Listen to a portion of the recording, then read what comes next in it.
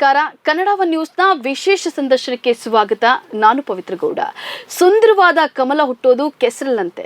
ಹಾಗೆ ಈ ಒಂದು ವಾಕ್ಯಕ್ಕೆ ಅರ್ಥಾತ್ ಈ ಹುಡುಗನ ಸಾಧನೆಯ ನಿದರ್ಶನ. ಇವತ್ತು ನಮ್ಮ ಜೊತೆಯಲ್ಲಿದ್ದಾರೆ ದ ವೆರಿ ಟ್ಯಾಲೆಂಟೆಡ್ ಯುವಕ.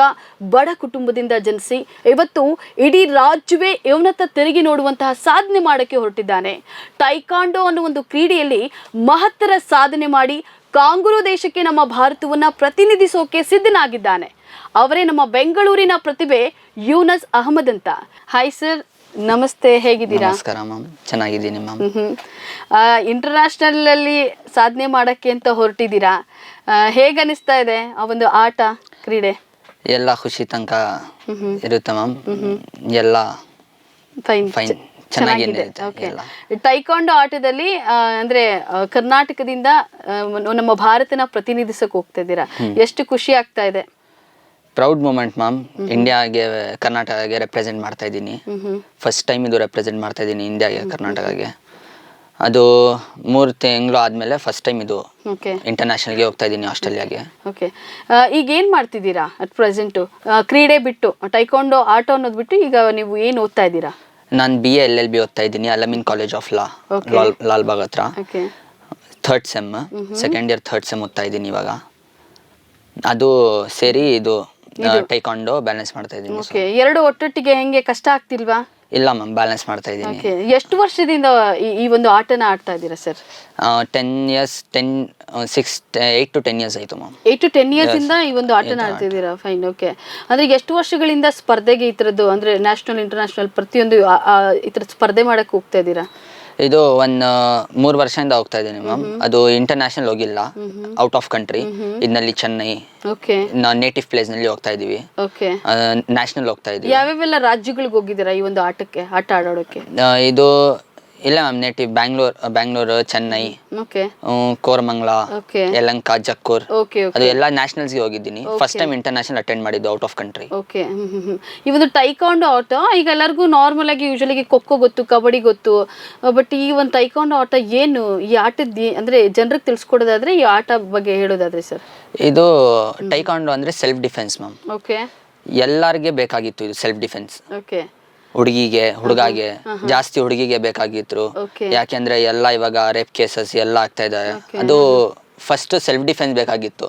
ಸೆಲ್ಫ್ ಡಿಫೆನ್ಸ್ ಒಂದೇ ಬೇಕಾಗಿತ್ತು ಎಲ್ಲ ಲೈಫ್ಗೆ. ಇದು ಇಂಟರ್ನ್ಯಾಷನಲ್, ನ್ಯಾಷನಲ್ ಅದು ಬೇಡ, ಸೆಲ್ಫ್ ಡಿಫೆನ್ಸ್ ಬೇಕಾಗಿತ್ತು ಎಲ್ಲರಿಗೆ. ಟೈಕಾಂಡೋ ಆಟ ಅನ್ನೋದು ಮೊದಲನೇದಾಗಿ ನಮ್ಮ self defence. Okay, self defence first definition ಅದೇ ಸೆಲ್ಫ್ ಡಿಫೆನ್ಸ್. ಟೈಕಾಂಡೋ ಅಂದ್ರೆ ಸೆಲ್ಫ್ ಡಿಫೆನ್ಸ್. ಓಕೆ.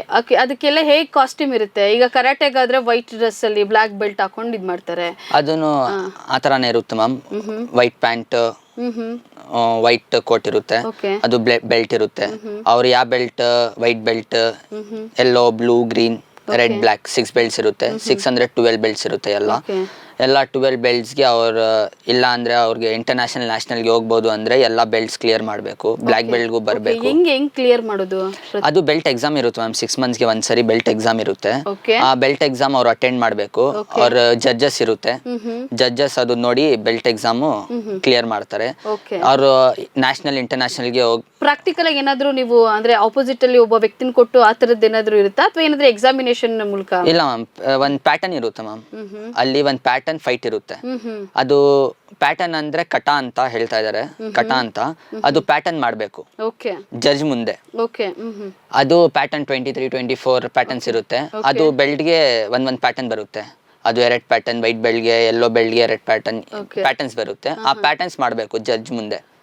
ಆ ಪ್ಯಾಟರ್ನ್ಸ್ ಮಾಡಿದ ತಕ್ಷಣ ಜಡ್ಜ್ ಹೇಳ್ತಾರೆ ಚೆನ್ನಾಗಿದೆ, ಸ್ಟೆಪ್ಸ್ ಚೆನ್ನಾಗಿದೆ, ಟೆಕ್ನಿಕ್ಸ್ ಚೆನ್ನಾಗಿದೆ ಎಲ್ಲ ಅಂದ್ರೆ ಅವ್ರಿಗೆ ಬೆಲ್ಟ್ ಪಾಸ್ ಮಾಡ್ತಾರೆ. ಹೀಗೆ ಒಂದೊಂದೇ ಬೆಲ್ಟ್ ನ ಪಾಸ್ ಮಾಡ್ಕೊಂಡು ಬಂದು ವೈಟ್ ಬೆಲ್ಟ್ ಜಡ್ಜ್ ಹತ್ರ ಹೋಗ್ಬೇಕು.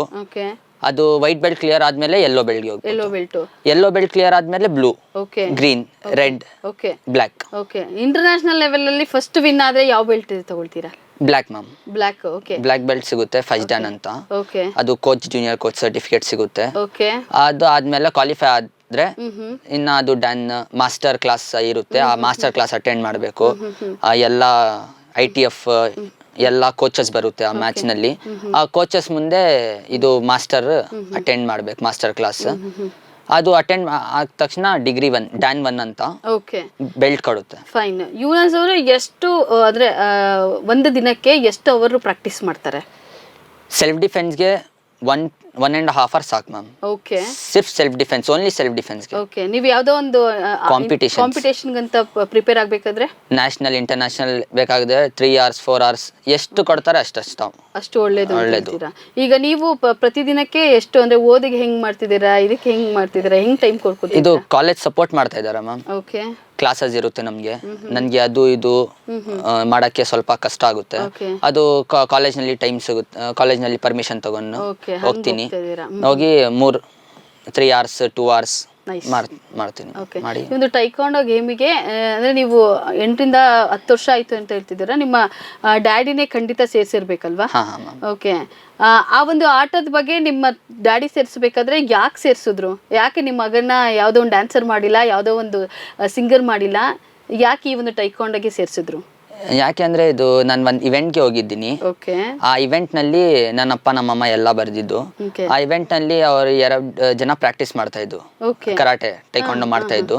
ಅದು ನೋಡಿ ನನ್ಗೆ ಸ್ವಲ್ಪ ಭಯ ಆಯ್ತು. ಅದು ನೋಡಿ ನಮ್ಮಪ್ಪ ಅಮ್ಮ ಇಲ್ಲ ಸ್ವಲ್ಪ ಫಿಟ್ ಇರ್ಬೇಕು, ಸ್ಟ್ರಾಂಗ್ ಇರ್ಬೇಕು. ಆದ ತಕ್ಷಣ ನನ್ಗೆ ನನ್ನಪ್ಪ ಸೆಲ್ಫ್ ಡಿಫೆನ್ಸ್ ಅಷ್ಟೇ, ಸೆಲ್ಫ್ ಡಿಫೆನ್ಸ್ ಬೇಕಂತ ನನ್ನಪ್ಪ ಹಾಕಿದ್ದು. ನಾನು ಇದು ಸೆಲ್ಫ್ ಡಿಫೆನ್ಸ್ ನೋಡಿ ಸ್ವಲ್ಪ ಬೆಲ್ಟ್ಸ್ ಕ್ಲಿಯರ್ ಮಾಡಿ ಇವಾಗ ಇಂಟರ್ನ್ಯಾಷನಲ್ಗೆ ಹೋಗಿದ್ದೀನಿ. ಅಂದ್ರೆ ಎಷ್ಟು ಖುಷಿ ಅನ್ಸುತ್ತೆ ಅವತ್ತು ನಿಮ್ಮನ್ನು ನೀವು ಅಂದ್ರೆ ನಿಮ್ಮ ಪ್ರೊಟೆಕ್ಷನ್ಗೋಸ್ಕರ ಸೇರಿಸಿದ್ದು, ಇವತ್ತು ಒಂದು ದೇಶನ ಪ್ರತಿನಿಧಿಸಕ್ ಹೋಗ್ತಿದ್ದೀರಾ ಅಂದ್ರೆ ಎಷ್ಟು ಹೆಮ್ಮೆ ಅನ್ಸುತ್ತೆ ನಮಗೆ. ಇಂಡಿಯಾಗೆ ರೆಪ್ರೆಸೆಂಟ್ ಮಾಡಿದ್ದೀನಿ, ಅದೇ ಸ್ವಲ್ಪ ಪ್ರೌಡ್ ಅನ್ಸುತ್ತೆ. ಪ್ರೌಡ್. ಓಕೆ. ನೀವು ನೇಪಾಳಲ್ಲಿ ಒಂದು ಎಕ್ಸಾಮಿನೇಷನ್ ಕ್ಲಿಯರ್ ಮಾಡಿದ್ರಿ ಅಂತ ಕೇಳ್ಪಟ್ಟೆ. ಹಾ ಮ್ಯಾಮ್, ನೇಪಾಳನಲ್ಲಿ ಪ್ಯಾಟರ್ನ್ ಇರುತ್ತೆ, ಪ್ಯಾಟರ್ನ್ ಕ್ಲಿಯರ್ ಮಾಡಿದ್ದು. ಫೈಟು ಇರುತ್ತೆ, ಅದು ಫೈಟ್ನು ಕ್ಲಿಯರ್ ಮಾಡಿದ್ದೀನಿ. ನೀವು ಯಾವ ದೇಶದ ಮೇಲೆ ಆಟ ಆಡಿದ್ದು ಸರ್ ನೇಪಾಳಲ್ಲಿ? Nepal, Netherland, China. Netherland, China. ನೀವು ಯಾರ ಜೊತೆ ಕಾಂಪಿಟೇಷನ್ ಮಾಡಿದ್ದು? ನೇಪಾಳ ಹೆವಿ ಸ್ಟ್ರಾಂಗ್ ಇರ್ತಾರಲ್ಲ, ನಿಮ್ಮ ಏಜ್ ಗ್ರೂಪ್ ಅವರೇ ಇರ್ತಾರ ಅಥವಾ ಹೇಗೆ? ಇಲ್ಲ ಮ್ಯಾಮ್, ಏಜ್ ಗ್ರೂಪ್ ಇರಲ್ಲ. ಇದರಲ್ಲಿ ಬ್ಲಾಕ್ ಬೆಲ್ಟ್ ಅದು ಸ್ವಲ್ಪ ಟಫ್ ಆಗುತ್ತೆ. ಯಾಕೆ ಅಂದ್ರೆ ಬ್ಲಾಕ್ ಬೆಲ್ಟ್ ಏಜ್ ಬರಲ್ಲ, ವೇಟ್ ಬೆಲ್ಟ್. ನಾನು ಇವಾಗ 19 years, ನನಗೆ ಬ್ಲಾಕ್ ಬೆಲ್ಟ್. ಇನ್ನ ಒಂದು 15 years ಇರ್ಬೋದು, ಅವ್ನಿಗೇನು ಬ್ಲಾಕ್ ಬೆಲ್ಟ್ ಇರುತ್ತೆ. ಈಗ ಇಫ್ ಇನ್ ಕೇಸ್ ಅವರು 46 years ಇರ್ಬೋದು, ಅವ್ರಿಗೂ ಬ್ಲಾಕ್ ಬೆಲ್ಟ್. ಅದು ಏಜ್ ಮ್ಯಾಟರ್ ಇಲ್ಲ, ವೇಟ್ ಬೆಲ್ಟ್. ಅವ್ರು ಹೇಳ್ತಾರೆ ಫೈಟ್ ಬ್ಲಾಕ್ ಬೆಲ್ಟ್ ಎರಡನ್ನು ಬ್ಲಾಕ್ ಬೆಲ್ಟ್ ಫೈಟ್ ಮಾಡಿ, ಯಾಕೆ ಮಾಡಲ್ಲ? ನಿಮ್ಗೇನೋ ಗೊತ್ತು, ಅವ್ರಿಗೇನೋ ಗೊತ್ತು. ಆ ತರ ನನ್ಗೇನೋ ಸಿಕ್ತು, ನಾನ್ ಟೆಕ್ನಿಕ್ ಯೂಸ್ ಮಾಡಿದ್ದು. ಇದು ಕಂಪ್ಲೀಟ್ಲಿ ಟೆಕ್ನಿಕ್, ಪವರ್ ಇಲ್ಲ, ಟೆಕ್ನಿಕ್ ಯೂಸ್ ಮಾಡ್ಬೇಕು. ಟೆಕ್ನಿಕ್ ಇಂದ ಆಡುವಂತ ಆಟ. ಇದಕ್ಕೆ ಚಿಕ್ಕವರು ಅಂದ್ರೆ ಬ್ಲಾಕ್ ಬೆಲ್ಟ್ ತಗೊಂಡಿರೋ ಉದಾಹರಣೆ ಇದೆಯಾ? ಇಲ್ಲ ಮ್ಯಾಮ್, ಚಿಕ್ಕವರು ಅಂದ್ರೆ ಈಗ 15 years ಅವರು 10 years 10 years ಇಲ್ಲ, 15 years ತಗೊಂಡಿದ್ದಾರೆ ಬ್ಲಾಕ್ ಬೆಲ್ಟ್. ಅವ್ರೆ ಬ್ಲಾಕ್ ಬೆಲ್ಟ್ ತಗೊಂಡ ತಕ್ಷಣ ಇದು ಇಂಟರ್ನ್ಯಾಷನಲ್ ವಿನ್ ಮಾಡ್ಬೇಕು. ಆದ ತಕ್ಷಣನೇ ಬ್ಲಾಕ್ ಬೆಲ್ಟ್ ಕ್ವಾಲಿಫೈಯರ್ ಅಂತ ಹೇಳ. ಇಲ್ಲ ಅಂದ್ರೆ ಬ್ಲಾಕ್ ಬೆಲ್ಟ್ ಎಲ್ಲ ಹಾಕ್ತಾರೆ, ಎಲ್ಲ ಹಾಕಿ ಪ್ಲೇ ಮಾಡ್ತಾರೆ. ಇಂಟರ್ನ್ಯಾಷನಲ್ ಹೋಗಿ ವಿನ್ ಮಾಡ್ಬೇಕು ಬ್ಲಾಕ್ ಬೆಲ್ಟ್ ನಲ್ಲಿ, ಅದು ಫಸ್ಟ್ ಡಾನ್ಸ್ ಸಿಗುತ್ತೆ. ಈಗ ಒಂದು ಆಸ್ಟ್ರೇಲಿಯಾದಲ್ಲಿ ನೀವೊಂದು ಫಸ್ಟ್ ಪ್ಲೇಸ್ ವಿನ್ ಆದ್ರಿ.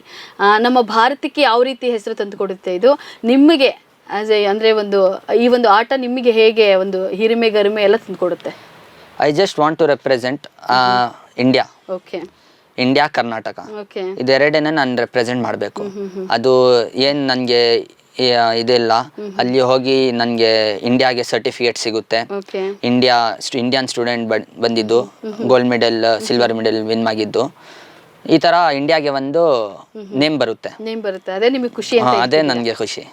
ಇದಕ್ಕೂ ಮುಂಚೆ ಇಂಡಿಯಾ ಈ ತರ ವಿನ್ ಆಗಿರೋದು ಇದೆಯಾ? ಇದೆಯಾ ಮ್ಯಾಮ್, ಸ್ವಲ್ಪ ಜನ ವಿನ್ ಆಗಿದ್ದಾರೆ. ಇದು ಯಾವ ಇಸ್ವಿಯಲ್ಲಿ?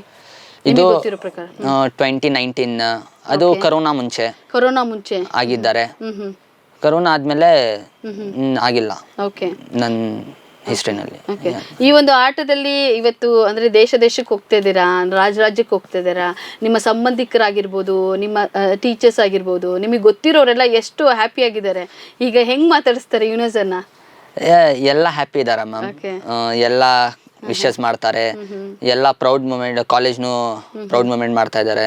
ಅವನ್ಗೇನು ಸ್ವಲ್ಪ ಇದು ನನ್ನ ಸ್ಟೂಡೆಂಟ್ ಹೋಗಿದ್ದಾರೆ ಅಂತ ಕೋಚ್ನು ಖುಷಿ. ಕೋಚ್ನೇ. ಓಕೆ, ಎಲ್ಲಿ ಕೋಚಿಂಗ್ ಎಲ್ಲಿ ತಗೊಳ್ತಿರೋದು? Coaching HBR Nagwar high kick taekwondo federation ಅಂತ ಓಕೆ, ಫೆಡರೇಷನ್ ಐತೆ ನಮ್ದು ಮಾಸ್ ಕೋಚ್ದು. ಅಲ್ಲಿ ನಾನು ಇದು ತಗೊಂತೀನಿ. ನಿಮ್ಮ ಅವರ ಕೋಚರ್ ಅವ್ರ ಹೆಸರು? ಸೈಯದ್ ಸೈಫುಲ್ಲಾ. ಓಕೆ, ಅವ್ರು ಹೇಗೆ ಸಪೋರ್ಟಿವ್ ಆಗಿದ್ದಾರೆ ಸರ್? ಡೆಫಿನೆಟ್ಲಿ ಅಪ್ಪ ಅಮ್ಮ ಬಿಟ್ಟರೆ ಖಂಡಿತ ಒಬ್ಬ ಕೋಚ್ 100% ಎಫರ್ಟ್ ಹಾಕಿ ವಿದ್ಯಾರ್ಥಿಗೋಸ್ಕರ ಶ್ರಮ ಪಟ್ಟೇ ಪಡ್ತಾರೆ. ಅವ್ರ ಬಗ್ಗೆ ಇಲ್ಲಿ ಹೇಳೋದಾದ್ರೆ ಅವರೇ ಟೆಕ್ನಿಕ್ಸ್ ಯಾವ ತರ ಆಡ್ಬೇಕು, ಎಲ್ಲಿ ಯಾವ ತರ ಹೊಡಿಯಬೇಕು. ಯಾಕೆಂದ್ರೆ ನೇಪಾಲ್ ಫುಲ್ ಟಫ್ ಇರುತ್ತೆ, ಕರೆಕ್ಟ್, ಪಂಚಸ್ ಎಲ್ಲ ಫುಲ್ ಹೆವಿ ಸ್ಟ್ರಾಂಗ್ ಇರುತ್ತೆ. ಅದು ಯಾವ ತರ ಫೈಟ್ ಮಾಡಬೇಕು, ಟೆಕ್ನಿಕ್ಸ್ ಯೂಸ್ ಮಾಡಬೇಕು. ಪವರ್ ಎಲ್ಲ ಹತ್ರ ಇರುತ್ತೆ, ಟೆಕ್ನಿಕ್ಸ್ ಯೂಸ್ ಮಾಡ್ಬೇಕು ಅಷ್ಟೇ. ಎಷ್ಟು ಟೆಕ್ನಿಕ್ಸ್ ಮಾಡಬೇಕು, ಎಲ್ಲಿ ಮಾಡಬೇಕು. 2 ಮ್ಯಾಚಸ್ ನಾನು ಲೂಸ್ ಮಾಡಿದ್ದು ಅವ್ರ ಹತ್ರನೇ. ಲಾಸ್ಟ್ 1 ಮ್ಯಾಚ್ ನಲ್ಲಿ ನಾನು ವಿನ್ ಆಯ್ತು. ಅದು ನೋಡಿ 2 ಮ್ಯಾಚಸ್ ಅವ್ನ್ ವಿನ್ ಆಗಿದ್ದು, ಅಂದ್ರೆ ನೇಪಾಳ ವಿನ್ ಆಗಿದ್ದು. 1 ಮ್ಯಾಚ್ ನಾನು ವಿನ್ ಆಗಿದ್ದು. ಅದು 1 ಮ್ಯಾಚ್ ನ ಟೆಕ್ನಿಕ್ ಯೂಸ್ ಮಾಡಿದ್ದಲ್ಲ, ಅದು ಪಾಯಿಂಟ್ಸ್. 1 ಮ್ಯಾಚ್ ಅವ್ರು 2 ಮ್ಯಾಚ್ ನಲ್ಲಿ ಪಾಯಿಂಟ್ಸ್ ತಗೊಂಡಿನಿ, ನಾನು 1 ಮ್ಯಾಚ್ ನಲ್ಲಿ ಎಲ್ಲ ಪಾಯಿಂಟ್ಸ್ ತಗೊಂಡಿದ್ದೀನಿ. Wow, great. ಓಕೆ, ಅವ್ರು 2 ಮ್ಯಾಚ್ ವಿನ್ ಆಗಿ ಲೂಸರ್ ಆದ್ರು, ನೀವು 1 ಮ್ಯಾಚ್ ವಿನ್ ಆಗಿ ವಿನ್ ಆದ್ರಿ. ಅಂದ್ರೆ ಇಲ್ಲಿ ಟೆಕ್ನಿಕ್ಸ್ ಯೂಸ್ ಮಾಡಬೇಕು. ಟೆಕ್ನಿಕ್ಸ್ ನೋಡಿ, ಆ ಜಡ್ಜಸ್ ಆಸ್ಟ್ರೇಲಿಯಾ ಜಡ್ಜಸ್ ಇರುತ್ತೆ, China judges, Nepal judges, India judges, 4 judges ಇರುತ್ತೆ. ಯಾರು ಪಾರ್ಶಿಯಾಲಿಟಿ ಮಾಡಕ್ಕೆ ಆಗಲ್ಲ. ಯಾಕಲ್ಲ ಎಲ್ಲಾ ಸ್ಟೂಡೆಂಟ್ಸ್ ಇರುತ್ತೆ, ಎಲ್ಲಾ ಜಡ್ಜಸ್ 4 ಜಡ್ಜಸ್ ಎಲ್ಲ ಓಪನ್ ಸ್ಟೇಜ್ ಎಲ್ಲ. ಅದು ನೋಡಿ 2 ಮ್ಯಾಚ್ ನಾನು ಲೂಸ್ ಆಗಿದ್ದು. ಲಾಸ್ಟ್ ಮ್ಯಾಚ್ ನಾನು ಟೆಕ್ನಿಕ್ ಯೂಸ್ ಮಾಡಿದ್ದು, ಯಾವ ತರ ವಿನ್ ಮಾಡಬೇಕು ಅದು ನೋಡಿ ನಾನು ವಿನ್ ಆಗಿತ್ತು. ಓಕೆ, ನಾನು ಕೇಳ್ಪಟ್ಟೆ ನಿಮ್ಮ ತಂದೆಯವರು ಟೈಲರಿಂಗ್ ಮಾಡ್ತಾ ಇದ್ದಾರೆ, ಟೈಲರ್ ಹುದ್ದೆ ಮಾಡಿಕೊಂಡು ನಿಮ್ಮನ್ನೆಲ್ಲ ಸಾಕೊಂಡು ಜೊತೆಲಿ ಈ ಥರದ್ದು ಒಂದು ಆಟಕ್ಕೆ ಸೇರಿಸಿದ್ದಾರೆ ಅಂತ. ಅಂದರೆ ಅವರಿಗೆ ಮನೆ ಇದೆರಡು ಅಂದರೆ ತುಗ್ಸೋದು ಕಷ್ಟ ಇರ್ಬೋದಲ್ವಾ? ಹೇಗೆ ತಂದೆ ಹೇಗೆ ಸಪೋರ್ಟಿವ್ ಆಗಿದ್ದಾರೆ, ತಾಯಿ ಹೇಗೆ ಸಪೋರ್ಟಿವ್ ಆಗಿದ್ದಾರೆ, ಫೈನಾನ್ಷಿಯಲ್ ಎಲ್ಲ ಹೇಗೆ ಬ್ಯಾಲೆನ್ಸ್ ಮಾಡ್ತಾರೆ? ಜೊತೆಲಿ ಈಗ ಒಂದು ಆಸ್ಟ್ರೇಲಿಯಾಗೆ ಹೋಗೋಕ್ಕೆ ಅಂದರೆ ಕೆಲವೊಂದಿಷ್ಟು ಅಮೌಂಟ್ ಬೇಕು, ಅದೆಲ್ಲ ಹೇಗೆ ಹೆಂಗೆ ಪ್ರಿಪ್ರೇಷನ್ ಆಗ್ತಿದ್ದೀರಾ? ಅದೇ ನೇಪಾಲ್ಗೆ ನನ್ನ ಅಪ್ಪ ಎಲ್ಲ ಸ್ಪಾನ್ಸರ್ ಸಿಕ್ತು, ಎಲ್ಲ ನಾನು ಹೋಗ್ಬೋದು. ಇವಾಗ ಆಸ್ಟ್ರೇಲಿಯಾಗೆ ಸ್ವಲ್ಪ ಜಾಸ್ತಿ ಅಮೌಂಟ್ ಆಗ್ತಾ ಇದೆ. ಅದು ಸರ್ಕಾರಿಗೆ ಸ್ವಲ್ಪ ನನ್ನ ಹೆಲ್ಪ್ ಮಾಡಕ್ಕೆ, ಧನ ಸಹಾಯಕ್ಕೋಸ್ಕರ ಸರ್ಕಾರದ ಫೈನ್. ಓಕೆ, ಡೆಫಿನೆಟ್ಲಿ ಅಂದರೆ ಯಾರ್ದಾದ್ರು ನೋಡಿರೋರು ಈ ಒಂದು ಇನ್ಫಾರ್ಮೇಷನ್ ಅಥವಾ ನಿಮ್ಮ ಒಂದು ಸಾಧನೆ ಯಾರಾದರೂ ಅರ್ಥ ಮಾಡ್ಕೊಂಡವರು ಖಂಡಿತ ಧನ ಸಹಾಯ ಮಾಡೇ ಮಾಡ್ತಾರೆ. ಸರ್ಕಾರ ಕೂಡ ಈ ಒಂದು ನಿಟ್ಟಲ್ಲಿ ಗಮನ ಹರಿಸ್ಬೇಕಂತ ನಾವು ಕೂಡ ಕೇಳ್ಕೊಳ್ತೀವಿ. ಅದೊಂದು ಡೆಫಿನೆಟ್ಲಿ ಆಗೇ ಆಗುತ್ತೆ. ಜೊತೆಯಲ್ಲಿ ನಿಮ್ಮ ಒಂದು ಶ್ರಮ ಬಿಡದೇನೆ ನೀವು ಖಂಡಿತ ಆಸ್ಟ್ರೇಲಿಯಾಗೆ ಹೋಗಿ ಆಟ ಆಡಿ ಅಂತ ಕೂಡ ನಾವು ಕೇಳ್ಕೊಳ್ತೀವಿ. ಜೊತೆಯಲ್ಲಿ ಈ ಒಂದು ಆಟನ ಬೇರೆಯವ್ರಿಗೆ ಹೇಗೆ ನೀವು ಇನ್ಸ್ಪೈರ್ ಮಾಡ್ತೀರಾ ಸರ್? ಅಂದರೆ ಈ ಒಂದು ಆಟ ಆಡಿ ಅಂತ ಹೇಳಿ ಯಾಕೆ ಹೇಳ್ತೀರಾ? ಇದು ಭಯ ಪಡಬೇಕು ಎಲ್ಲ ಮ್ಯಾಮ್. ಇದು ಎಲ್ಲ ಸೇಫ್ಟಿ ಇರುತ್ತೆ, ಚೆಸ್ಟ್ ಪ್ಯಾಡ್ ಇರುತ್ತೆ, ಹೆಲ್ಮೆಟ್ ಇರುತ್ತೆ, ಗ್ಲವ್ಸ್ ಇರುತ್ತೆ, ಎಡ್ಜ್ ಗಾರ್ಡ್ ಇರುತ್ತೆ, ಶೂಸ್ ಇರುತ್ತೆ. ಅದು ನಾನು ನೋಟಿಸ್ ಮಾಡಬೇಕು. ಇನ್ನ ಯಾರೋ ಬರ್ತಾ ಇದ್ದಾನೆ ನಮ್ಮ ಹತ್ರ ನನ್ಗೆ ಅಟ್ಯಾಕ್ ಮಾಡಕ್ಕೆ, ನಾವ್ ಯಾವ ತರ ಡಿಫೆನ್ಸ್ ಮಾಡ್ಬೇಕು. ಅಲ್ಲಿ ಹೋಗ್ಬೋದು. ನೇಪಾಲ್ನಲ್ಲಿ ಡಿಫೆನ್ಸ್ ಮಾಡಕ್ಕೆ ನೇಪಾಲ್ಗೆ ಡಿಫೆನ್ಸ್ ಗೊತ್ತಿಲ್ಲ, ಡಿಫೆನ್ಸ್ ಯಾವ ತರ ಮಾಡಕ್ಕೆ ಅವ್ರಿಗೆ ಗೊತ್ತಿಲ್ಲ. ಅದು ನಮ್ಗೆ ಅಡ್ವಾಂಟೇಜ್, ನಮ್ಗೆ ಡಿಫೆನ್ಸ್ ಗೊತ್ತು. ಇಂಡಿಯಾಗೆ ಪರ್ಫೆಕ್ಟ್ ಡಿಫೆನ್ಸ್ ಗೊತ್ತು ಏನ್ ಮಾಡಕ್ಕೆ. ಹುಡುಗ ಹುಡುಗಿ ಎಲ್ಲ ಡಿಫೆನ್ಸ್ ಸೇರಿ ಅಟ್ಯಾಕ್ ಮಾಡಕ್ಕೆ ಎಲ್ಲಾರ್ಗೆ ಬರುತ್ತೆ. ಡಿಫೆನ್ಸ್ ಟೆಕ್ನಿಕ್ಸ್ ಯೂಸ್ ಮಾಡ್ಬೇಕು. ಅದು ನಮ್ಮ ಇಂಡಿಯನ್ಸ್ ಅಲ್ಲಿ ಜಾಸ್ತಿ ಇದೆ ಅಂತ ಹೇಳ್ತಿದ್ದೀರಾ? ಹಾ, ಇಂಡಿಯಾನೇ ಜಾಸ್ತಿ ಇದೆ. ಭಯ ಪಡಬಹುದು.